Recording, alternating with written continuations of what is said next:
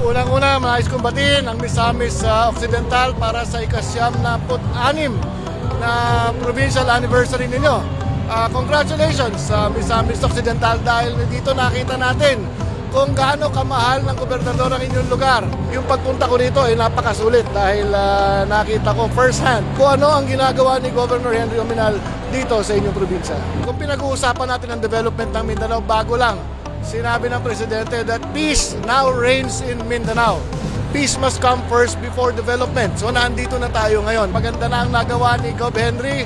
Napaka-importante at napakalaki ng papel na gagampanan ni Gov. Henry. As I said, hindi lang sa inyong probinsya, kundi sa buong Mindanao na.